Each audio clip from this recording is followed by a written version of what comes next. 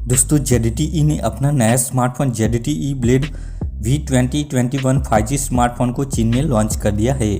इस स्मार्टफोन का डिजाइन काफ़ी आकर्षक है और इसमें वाटर ड्रॉप नॉच डिस्प्ले दी गई है। इसके साथ ही यूजर्स को इस फोन में ट्रिपल रियर कैमरा सेटअप के साथ मीडियाटेक डायमेंसिटी 720 प्रोसेसर और रियर में फिंगरप्रिंट स्कैनर भी मिलेगा। वही स्मार्टफोन को स्पेस ग्रे, फैंटेसी ब्लू और स्पेस सिल्वर कलर ऑप्शन में लॉन्च किया गया है।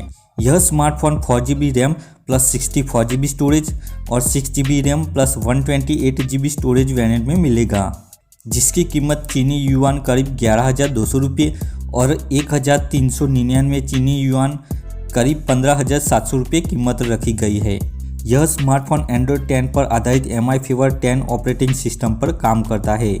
इस स्मार्टफोन में 6.52 इंच की HD डिस्प्ले दी गई है, जिसका रिफ्रेश रेट 16 हर्ट्ज है। साथ ही इस डिवाइस में बेहतर परफॉर्मेंस के लिए मीडियाटेक डायमेंसिटी 720 प्रोसेसर दिया गया है।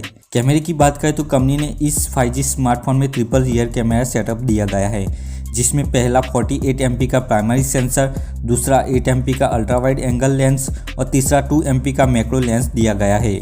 साथ ही में फ्रंट में 8 MP का सेल्फी कैमरा भी दिया गया है। ZTE blade V2021 5G smartphone में 4000 mAh की बैटरी दी गई है। इसके अलावा इस हैंडसेट में 5G VoLTE, WiFi, GPS, Bluetooth 5.1, 3.5 mm audio jack और USB Type-C पोर्ट जैसे कनेक्टिविटी फीचर्स भी दिए गए हैं।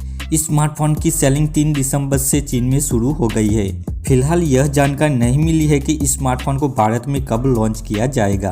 अगर दोस्तों आपको ये वीडियो अच्छा लगा तो वीडियो को लाइक, कमेंट, शेयर और चैनल को सब्सक्राइब करना मत भूलिएगा। Thanks for watching.